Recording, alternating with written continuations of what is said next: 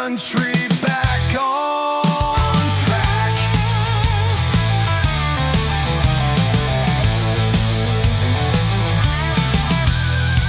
Promises piling like a junkyard heap. Promises made but none to keep.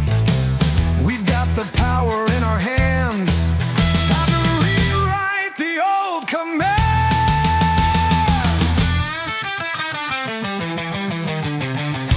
Cut through the red tape walls. Stand tall when freedom calls. No more bloated legislature. Let's kick this thing into the future. Stop the waste, bring it lean. Make the government a mean machine. No more fluff, just straight facts. Gonna get this country back on track.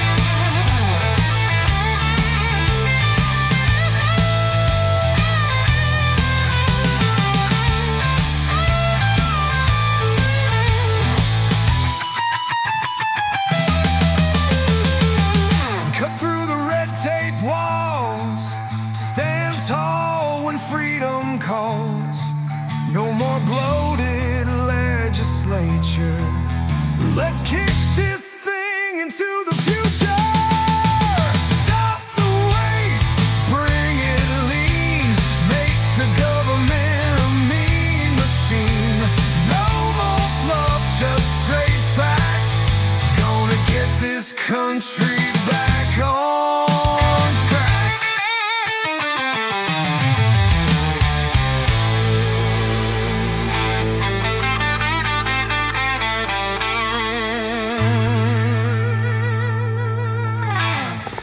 I'm Donald Trump, and I approve this message. Hey, good evening all. Nice to see you. I thought I'd have this little impromptu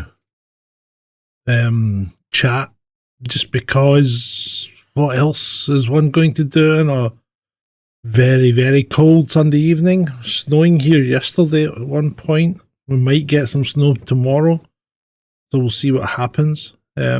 So good evening, Shalini. Good evening, Julie. Ray. Espresso Mechanic TV. Good to see you guys. I thought I'd give some kind of insight into.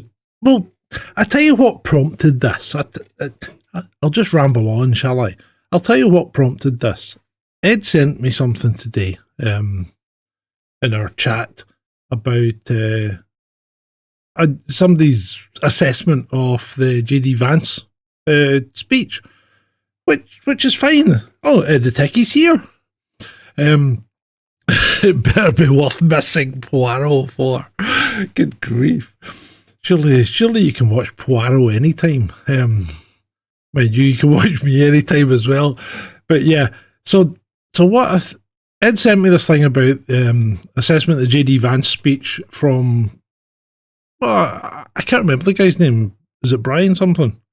Anyway, I don't really follow him, but I had a look at what he was saying, and I'm not convinced that he's coming at it from the right point of view.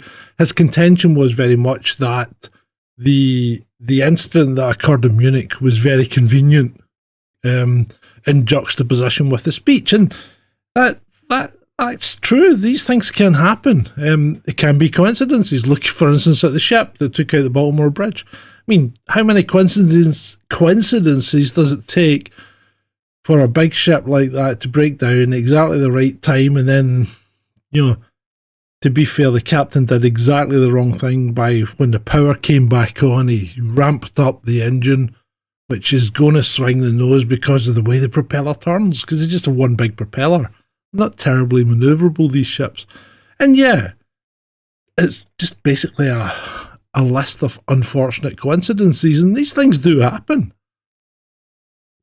And I was thinking about it, and I started doing a little bit of digging, and see, people do this to me.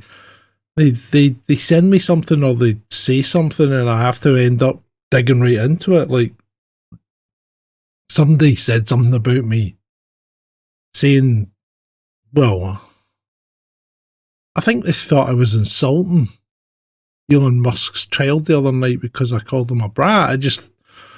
When I call someone a brat, it's because of the way they behave. I mean, I call myself a Navy brat because that's how I was brought up.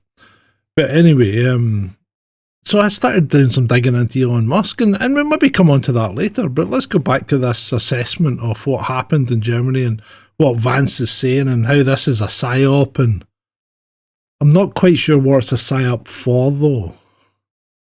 It's to divide us and have us against each other. Well, we're already divided. We're already against each other, so... and we have been for many, many years, you know, Labour and Tory in the UK, the right and the Greens and whatever in Germany, and the French. So we are always against each other in some form or another. And I don't think the migrant thing is actually making anything particularly worse, other than against other, not shall we say, other foreign nationals. But when I started digging into the stats, I was a bit taken aback, to be fair.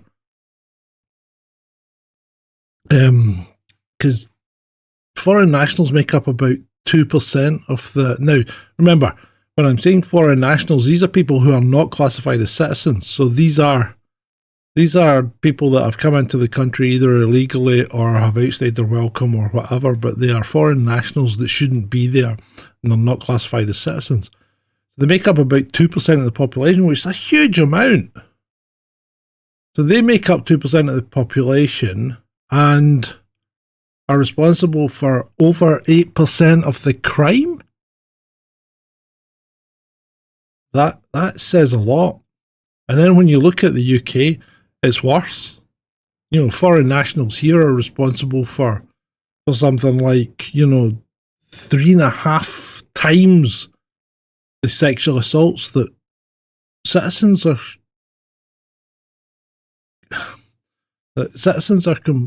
committing.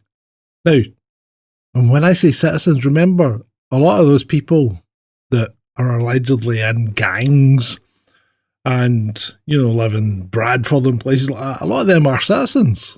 So their crime doesn't go down as a foreign national crime. So the figures are quite horrific, and I was quite taken aback, and I thought,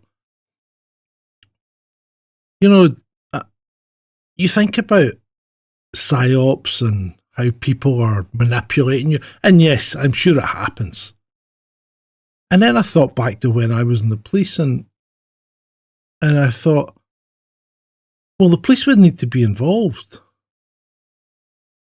And I actually was I don't know if I was lucky or not, but I mean, to give you some background, I was probably going to be a high flyer in the police if I hadn't injured myself and ended up getting punted out, because I did exceptionally well at police college. I won the Dishforth academic trophy. I was kind of handpicked for certain jobs. I got to do fun things, and after the incident where we shot the guy that unfortunately died in Clydebank, when I was on the firearms team, I got moved up to Glasgow. Or I got moved sideways in Glasgow up to a thing called the Policy Research Unit, which was based in the headquarters. And that, the thumbnail shows you the headquarters building, 173 Pitt Street, Glasgow. My office was the first one that you would see. So if you're looking at the building, the first one on the lower ground floor would have been my office, along with an inspector, a sergeant, and I think four or five other cops. I was a cop at that point. And this is how it worked, because although we were called the Policy Research Unit, we didn't really research policy. We kind of made it. So the inspector was assigned to the chief constable. The sergeant was assigned to the deputy chief constable, and each of the cops was assigned to an assistant chief constable, of which we had four. I think we had four. So I had a assistant chief, an assistant chief constable that I would look after. So my job was I would come in the morning about 7 o'clock, and we'd all be there, and we would read all the papers, and we'd pick out all the news that was relevant to our chief constable's speciality. So if your chief constable was in charge of crime, and I know this sounds crazy, but you had one chief constable that dealt with crime as such, and when I say crime, I mean crime as a policy. And then we had other chief constable who would deal with, for instance, traffic, the road patrol side of things. And then we had another chief constable who'd deal with communications. And so we had 4 different chief constables. And if your chief constable was obsessed, was his remit was crime, then you would go through the papers and you'd pick out all the crime stories that had happened, both locally and nationally. And it was before computers, so we're going back a little bit. But what happens is you go through all the papers and we clipped out all the stories, and we had a binder and we pasted them onto the pages. So you had a binder that was, it didn't take you that long. It probably took you about an hour. So by 8 o'clock, before the ACCs are even in, some of them come in early, but you'd have your binder ready.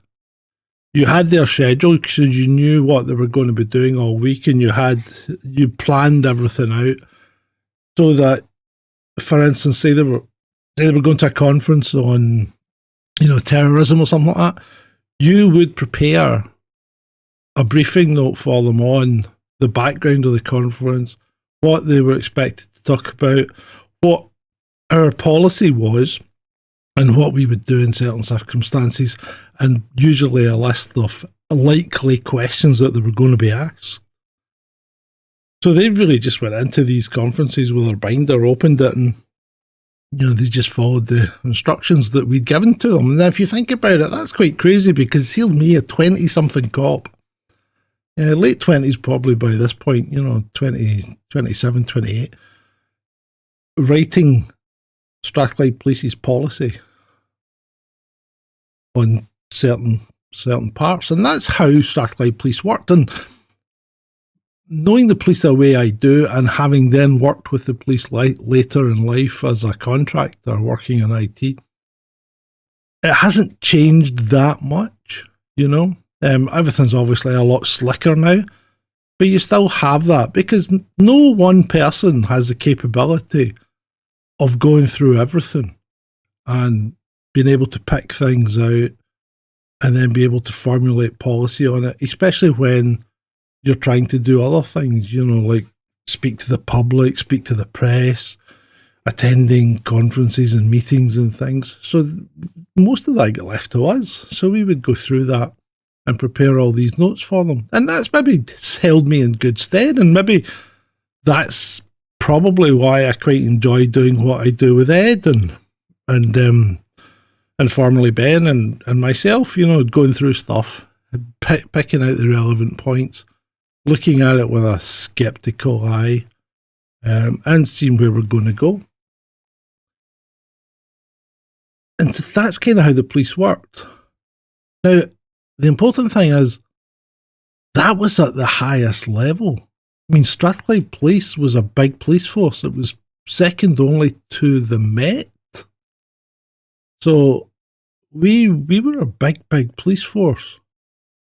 And if we ran like that, you probably find that almost every other police force in England and Wales and Scotland ran like that as well. So I probably think what they do now, Shalini, is they probably run a bit like that, but because you've got so much more information, you'll have more people involved, but you'll also be using computers and things. And you'll probably find that instead of just the ACC getting the information, he's probably got a dedicated staff. So rather than having one person like we had in my day, he's probably got an office to himself now. So they probably work it like that. Different layers, more admin, because there's so much more information available now than there was then. But it does show you how the police used to work, and probably to a degree how they work just now. Now, the thing, and you're wrong, Ray, that's not the best policing documentary ever made, Hot Fuzz. It's not a documentary. The best policing documentary ever made was Ashes to Ashes. That's exactly what the police was like. Hot Fuzz is a parody of the police, but Ashes to Ashes was like being in the police in the 80s. That's exactly what it was like. So if you want to know what it was like to be a cop in the 80s, watch Ashes to Ashes.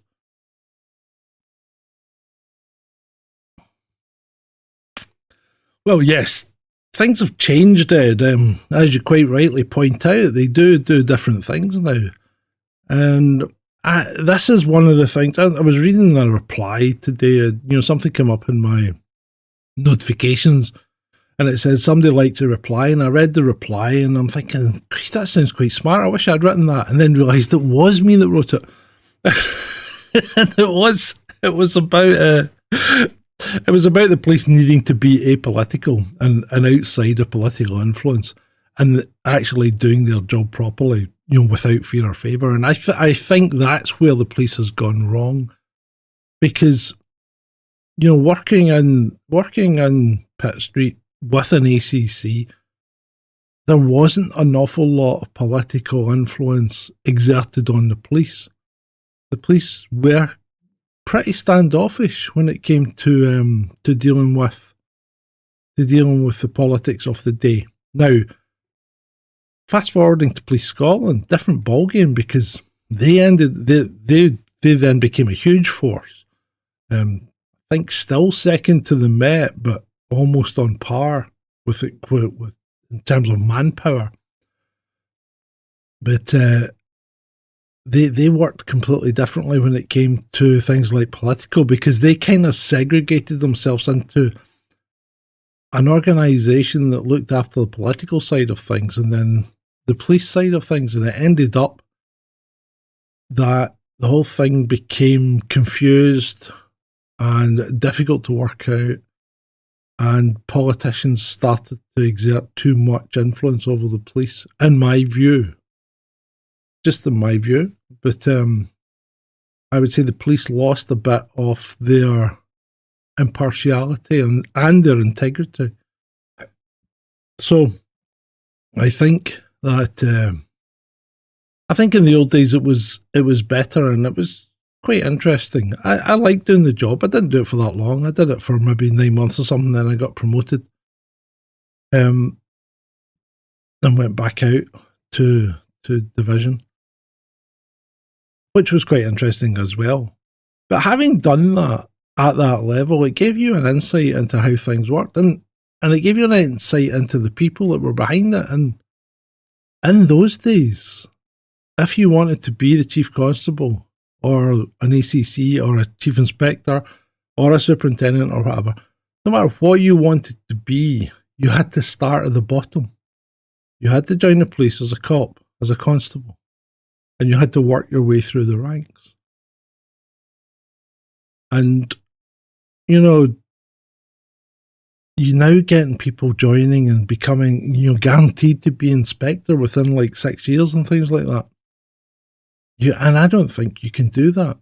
Not and be an effective police officer. I think if you had a speciality that was only dealing with one thing, say you're in charge of parking tickets or something, and I'm being flippant here, but, if you had a speciality that only dealt with one thing, then fine. But to be able to address the whole variety of work that goes on within the police, I think you needed a good grounding in it. And I think you did have to spend time at the coalface. You had to be out there. You had to face the public. You had to know how to deal with things properly. And I don't think that's happening now. I think they've shortcut that. And they're trying to bring in people as managers instead of cops. So you're getting cops that are going to be, like probably more like the military. You can join as an officer in the military. But I don't think it works well in the police, because it's just a completely different setup. And you have a lot of people now that are very young and trying to manage a group of people who are, in our days, we would call them hairy-assed bears, And you've got to have your wits about you, and you've got to have some kind of inner resolve and ability that isn't easily shaken, by being questioned. I think a lot of people aren't like that now. And that's why I think a lot of things don't go as they should. I think there's a lot of cops that don't use their initiative anymore, and they just do exactly what they're told. That's not what being a cop was about. You knew the law, you knew the framework of the law, you knew how it worked, and you applied it, but not without a rationale and not without compassion. Because you have to balance things out. If you're going to lock someone up, effectively you're tarring them with a brush that isn't going away. So you should really be sure, that they've done something bad before you start sending them to court to give them a criminal record.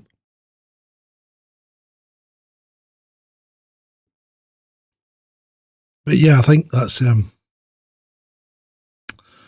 think Shalini's right. They don't have any experience, and that's the problem. You need a bit of experience, and you need experience of life and, both out with and within the police if you want to do it properly. But at that time, the higher-ups, the ACCs, the chief constable and everything, they were just people like you and me. And they weren't any different. They really weren't any different. They were honest, down-to-earth people who were doing a job and not doing it to an agenda. They were doing it because that was their job and that's what they wanted to do. They liked being a cop and they wanted to continue being a cop. And not many of them were doing it for political favour or political office. Usually, if a chief, when the chief constable was appointed to Strathclyde, he would get his sir at some point. And that's why some of the people did come up to do it, because we used to get people from the Met would come up. Like, for instance, Andrew Sloan. He tried to join Strathclyde Police when he was as a cop and was rejected because he was too short. He was only 5'8", and then he came back as his chief constable, later on, because they obviously didn't have a height limit for him at that point. But yeah, I think policing really should go back to its basics. I think you're right. Non-crime hate, forget it. Who's interested in a non-crime? I mean, as a cop, why would you be interested in non-crime? If it's non-crime, it's non-crime. Why should you be interested in it? Why should you have anything to do with it?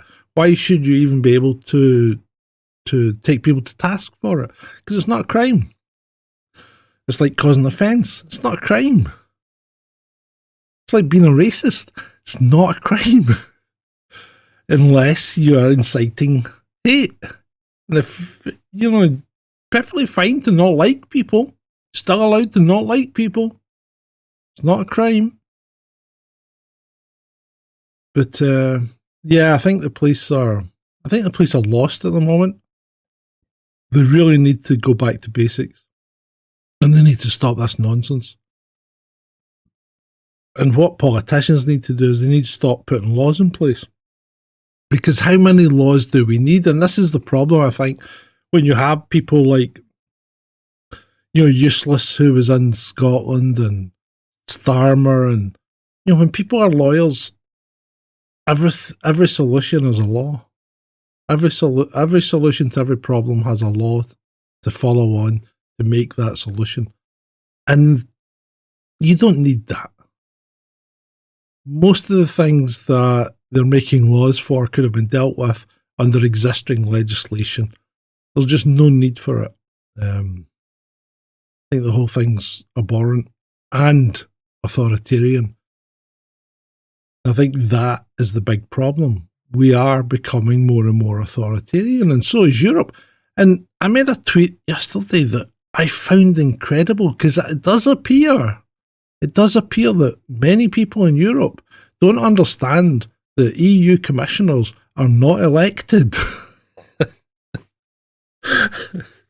These are the people that make EU law and EU regulations. They are not elected.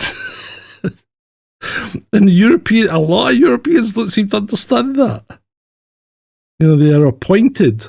They are appointed by the governments, and they're sent to represent people who didn't vote for them. So, and no matter how they try and dress it up, these people are not elected. They're appointed bureaucrats. And that's not right. Not if they've got the power to make law, which they do. Right, let's have a quick look at the chat. Well, it's like everything else, Selene. Everybody goes along with the woke DEI policies and all that for a certain amount of time, because every organisation, every company is to a degree a reflection of society, is it not? And the bigger the company, the more it reflects society, I think. I remember, what was it, the big thing just before I left was investors and people. Everybody was doing investors and people, you know. And that probably morphed into all the woke ideology that we had later on.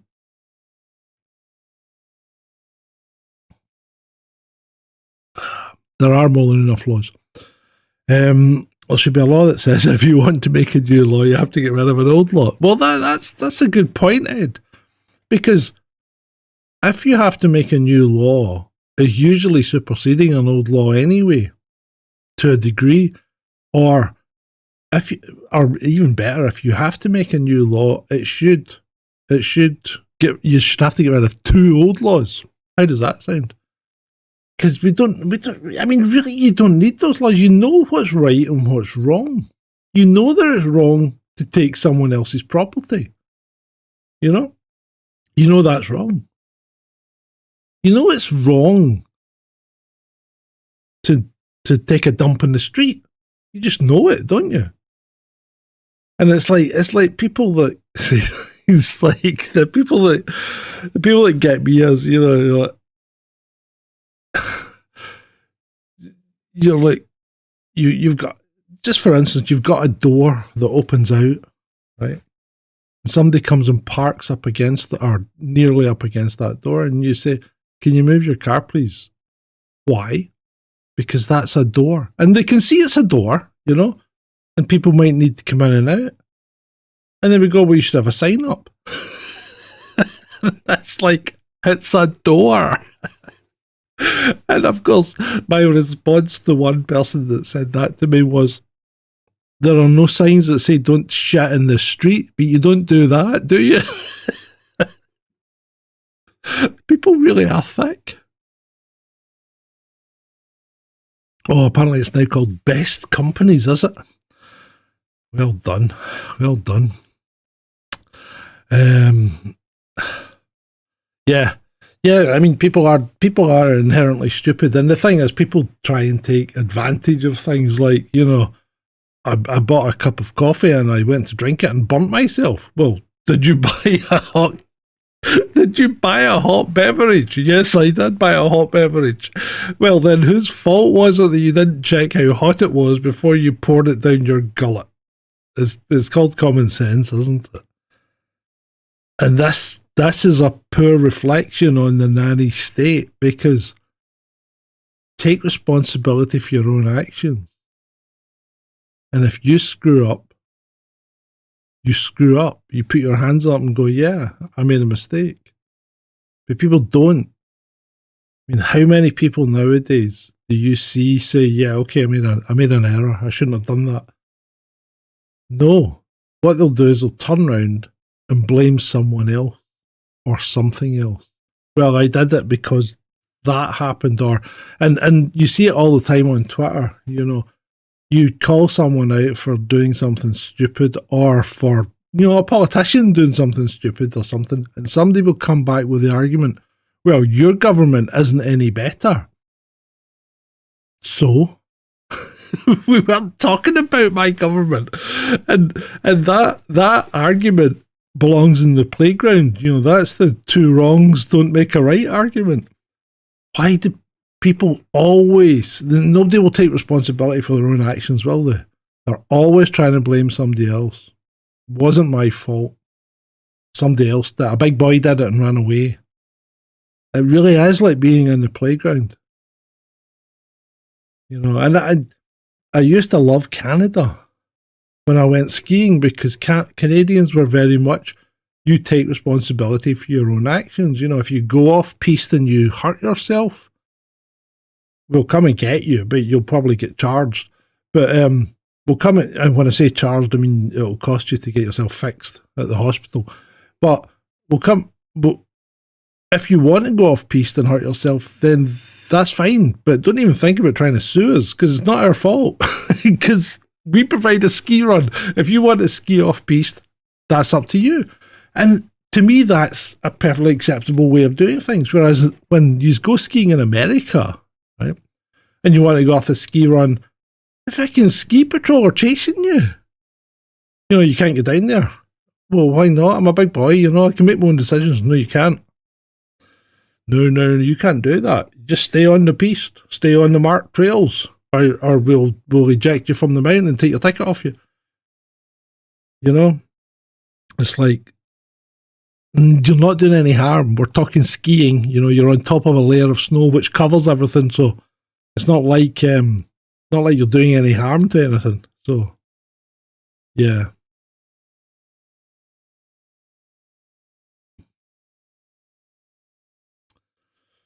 There you go. So, did you see that thing that Trump came out, well, the thing that came out with about Trump and why he wants to talk to Putin on his own? And I think he's got a fair point because Europe have been warmongering. The Europeans have been warmongering for the last 2 years. And we know that all too well because Boris Johnson turned up at Ukraine and had a word with little Vlad, and next thing you know, the peace deal was off the table and he was back down to hammer and tongs at it. So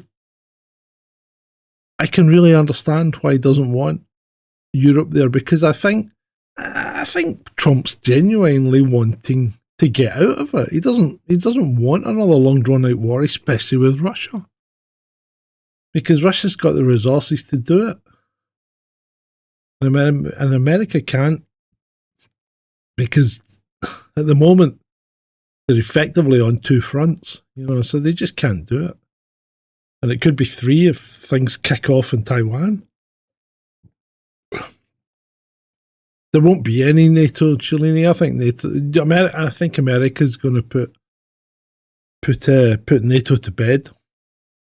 And to be fair, the Europeans are already kind of against each other anyway. The only ones that really want NATO are the ones that have just joined it, like Sweden, Finland, and the Baltic states. Everybody else is like, you know, can't be bothered paying. And, you know, you have to pay like 5% of their GDP. Well, Trump says they should be paying 5% of their GDP. And they don't want to pay all that money into defence because, to be honest, I don't think NATO's ever conducted a defensive operation. Every operation that's done has been offensive. You know, for a defensive organisation, it doesn't have a great track record.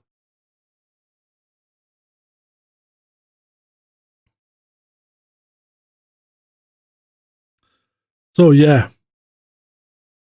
that's what I was talking about, you know, the police and things like that, and really going back to it, I think the people at the top are just real people, and I think people like Trump and Vance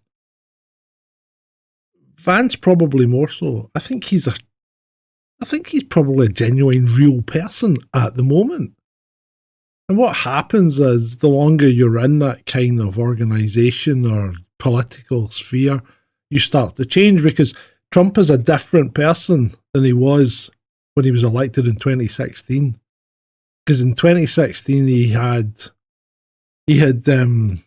probably lofty ideals that now he just knows he's just got to get the job done and get it done as quickly as possible because he's only going to be there for 4 years. So it's just bang, bang, bang, bang.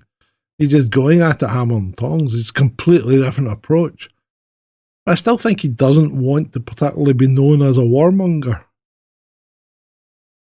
Apart from that obvious one that no American president will stand up against. I'm not even going to mention it. But yeah, I think he wants out of Ukraine. I really do. And I think he's right. I think if Europe wants to go to war with Russia, then Europe needs to go to war with Russia, not America. And that makes things a lot better because Europe doesn't have the capacity to go to war with Russia as it stands. And there are people out there who'll say we've got a great army, we've got really dedicated armed services and things like that. And well, we may have, right? But we don't have enough.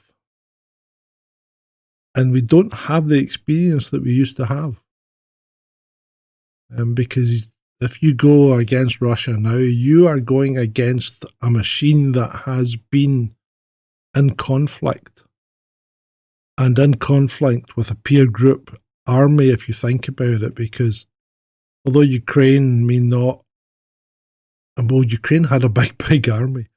They have gone to war against a peer group army and they have systematically dismantled it. And that gives them a lot of experience. And it wouldn't bode well for us to try and go against that. And we might think our technology is all singing, all dancing, but ultimately when you get down to it and you see what happens on the battlefield, I don't think it makes that much difference about our technology versus theirs. Especially when they've got the numbers.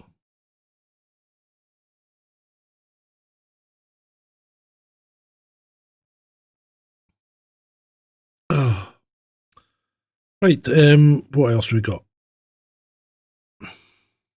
Hey, we've got Adam. Hi, Adam. Good.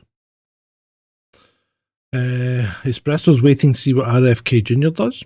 Yeah. I think he'll, I think if he's sensible, he'll make sensible choices. I think one of the things he should do is he should stop allowing pharmaceutical companies to market directly to people. Because there's only 2 countries in the world that allow that. And for some strange reason, one of them's New Zealand, the other one's America. They're the only 2 countries in the world that allow you to market drugs directly to the end user. And why would you need to do that? Why? If you have a medical system and a doctor that you trust, and these are big ifs, why should it matter where you get your drugs from as long as they are effective and safe? So I think he should pull the advertising. I think that should be killed. And then, there are many other things he can do and can't do. But I think he needs to take a considered and proper approach to it. He doesn't need to do anything wildly erratic. Although I do believe Trump has told schools that if they don't take kids that aren't vaccinated, then he's going to cut their federal funding. So that's an internal matter for America to deal with. That's fine. We'll see what happens there. Yeah, Ed agrees with me about the pharma advertising. We'll see what happens there, yeah. Yeah, it should be quite interesting. And Ed does agree with me there as well. The Russians have the best military in the world right now. Yeah, combat veterans and battle-tested gear. Well, they do. They really do, because I think some of the way that we introduced equipment into Ukraine was indeed to measure the effectiveness of our equipment, like the Challenger and the Abrams, because let's face it, the Abrams had never been up against a peer group adversity before either, and it didn't go well. It just didn't go well. So there we go. Right, anything else we want to talk about? What was I talking about at the start that I thought I might go back to? Can't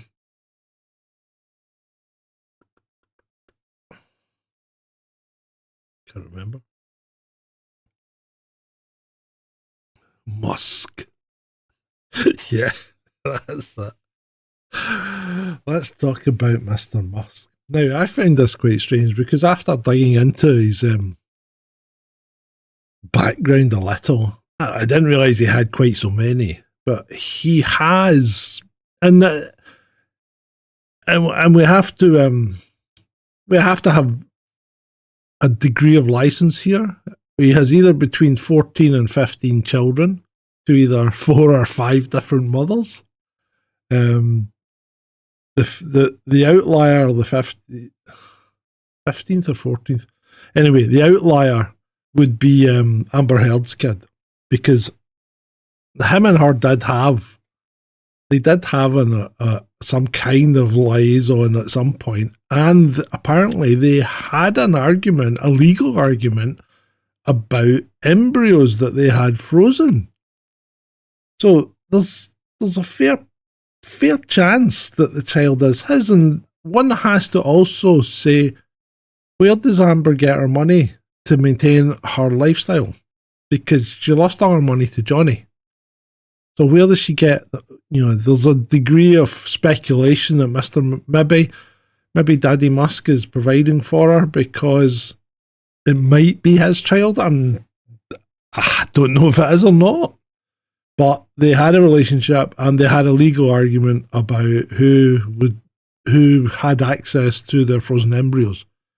So there's something there anyway. So that's one of them. And then there's the recent one.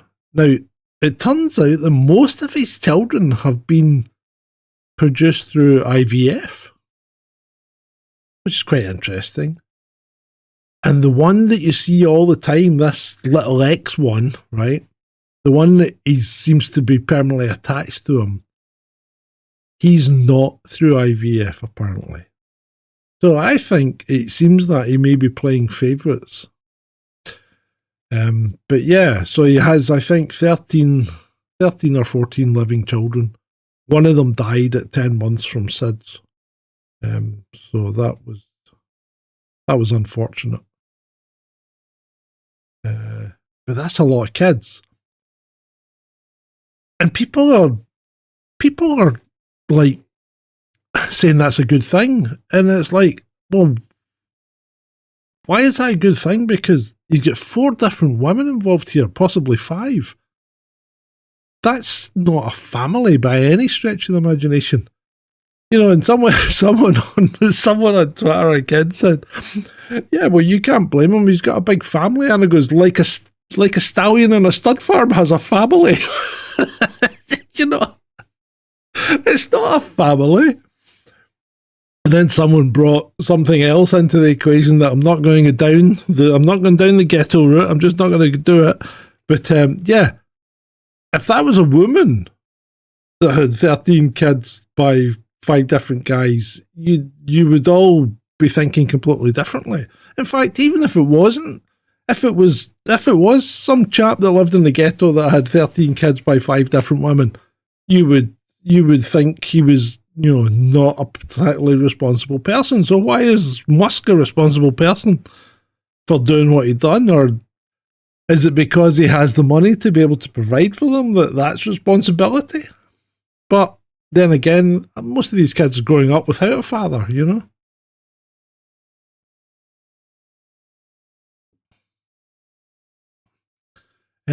One of the women that he had the kids with was a SpaceX employee, wasn't she, Adam?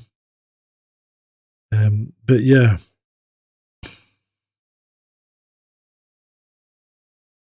So Fluffy Columbus says, were loads of these famous rich men throughout history that had kids out of wedlock. Usually it's kept secret and they just pay for it. Yeah.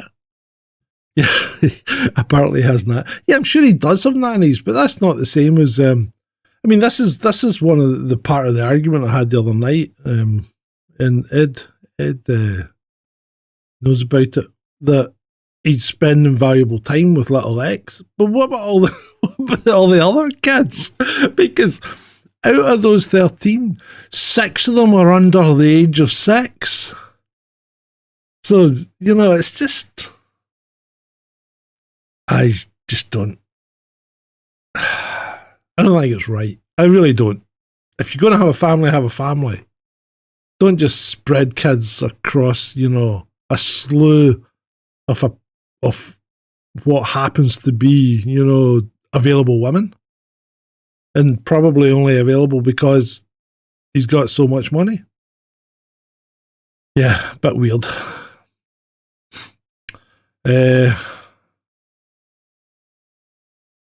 Fluffy Columbus says, my mate went out with this chick whose mother had a kid with Sophia Loren's husband. Obviously, he paid for her to have a Swiss education. Well, there you go. A special mechanic reckons he's psychotic. Maybe, I don't know. Celine says, stick to one lady. Mars would work. Maybe, what, you mean, if he wants to populate Mars, he's going to do it himself? Maybe he's just gonna keep having kids and then ship them all to Mars.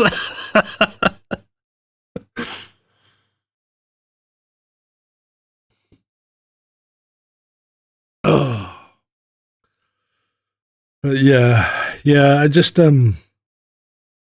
Musk is a bit of an enigma, isn't he? Really, he has these great ideas, but then I don't think. I think some of them aren't going to come to fruition. I don't know where he's going to go now with. NASA's talking about cancelling the SLS, which is their space launch system or whatever. So they're talking about cancelling that, which effectively means that NASA's kind of pulling back from going back to the moon. So now Musk is talking about going to the moon with Starship. I just don't know. I just don't know.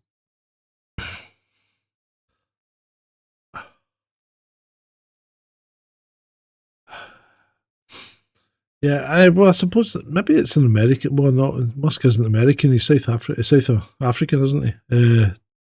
I was going to say maybe it was an American thing to have multiple kids through multiple women, because Bojo did that as well, didn't he? And he is an American, remember? Well, he used to be.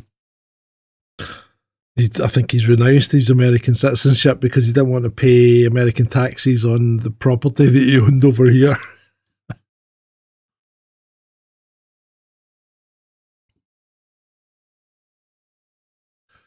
So that's Musk. I can't see us getting to Mars. I really can't. Don't know about you guys, but unless he has some kind of breakthrough or some secret up his sleeve, can't see it happening. Just can't. Not in my lifetime anyway.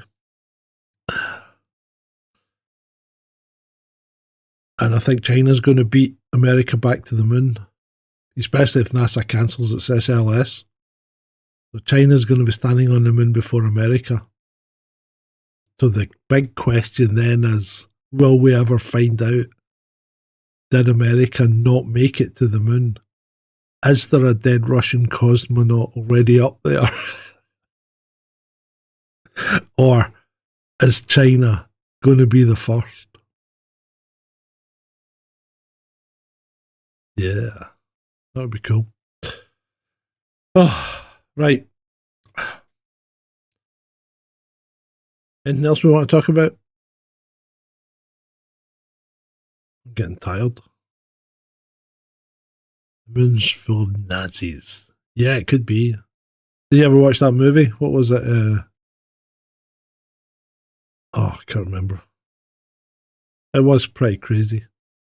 The one where the Nazis had a flying saucer on the moon. It was a bit Flash Gordon-ish.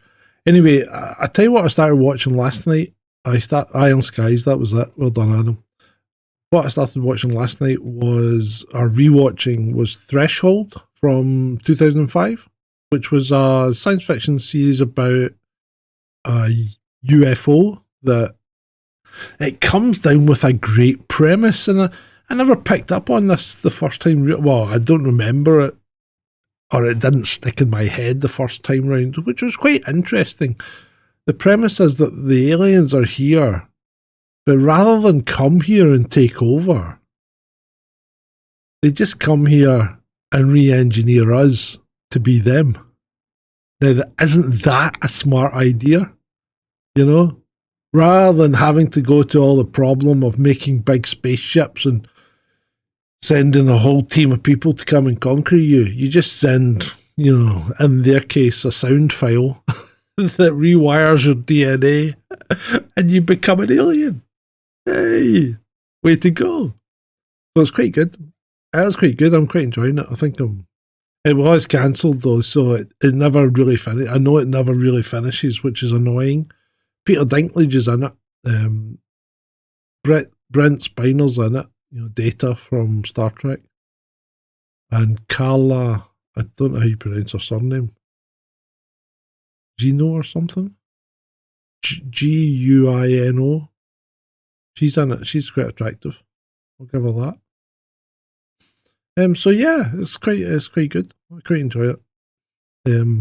It's got some great sound bites in it. I think I'm going to clip some of them and make some shorts, because everything that we're moaning about now, they're moaning about in that. See, this is what gets me when you go back in TV. Everything we're moaning about now has already been moaned about.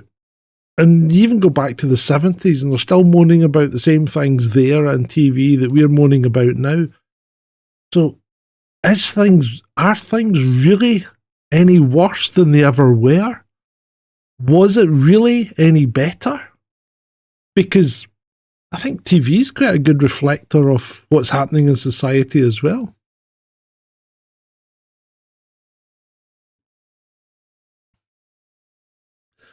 Maybe the moon was created by a previous ancient civilization as a way to survive the catastrophe cycle.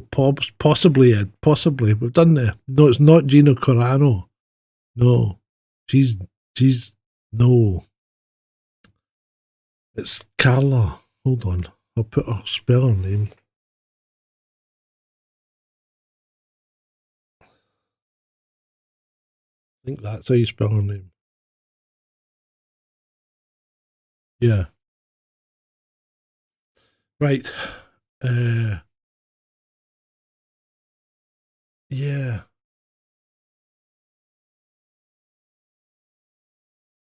Don't know, Ed. We've done the moon, haven't we? And we kind of... Did we come to the conclusion it may be a construct? Could be. We'll see what happens when the Chinese get there. They'll start mining it or taking it apart. Oh dear. Right. Well, this has been a nice Sunday evening. I think that'll probably do us. What do you think? Have we all had fun? I've started moving the Cult of UFO stuff over onto the channel as well. So I brought the first one over, what's it called? The Hollywood Red Scare one, about the communists in Hollywood. So that one's already over. Yep, you go back to Poirot, Ed, catch up on them. See you Thursday, mate. And well, I'll be in contact with you before that, because we'll need to pick something to talk about. Yeah, I'm getting tired now, so I'm going to go now. And thank you very much for your attendance. Like, share, subscribe, evangelize. Remember, and drop me some support if you can. 2 cars and possibly a sick dog to pay for. Well, actually, I'll just quickly touch on that. Are you still there, Shalini? So the dogs were down. My wife rented a field today to give them a really good run. So you rent a field for half an hour or something, that's £7, but the dogs get to run mad in the field and nobody gets in their way or anything like that. And they were running about like idiots, and Lola is just crazy. She just keeps running and running, and Lex just trying to keep up with her. And then next thing, Lexi's down, and she's not getting up. She tries to get up and falls over again. Tries to get up and falls over again. And everybody's like, "Whoa, what's up with Lexi?" And Sean took her over to the water, and she drank and drank and drank and drank and drank, and then she seemed to be okay. So I'm hoping that she was just dehydrated. I mean, because Lexi's 10, but she still runs about like a pup. But Lola is a pup, she's only like, what, I don't even know if she's a year old yet. So she runs about like an idiot. So we were a wee bit concerned about Lexi. So, but she seems to be okay now. So we'll see what happens. I think maybe she was just trying too hard to keep up with Lola, and maybe got a bit dehydrated. But anyway, I'll keep you posted. Cross our fingers and that she's all right. Right, okay, people, thank you very much. I've enjoyed it, and it's been great talking. We'll see. There certainly will be, I think Lou Elizondo one, if you haven't seen it, will be published tomorrow at 10 o'clock in the morning on the show. It's for members at the moment, and it will be available to the public tomorrow. And there'll be other stuff coming out throughout the week. And of course, Ed and I will be back for the rabbit hole on Thursday. So, good night, everyone. You take care. Love you all.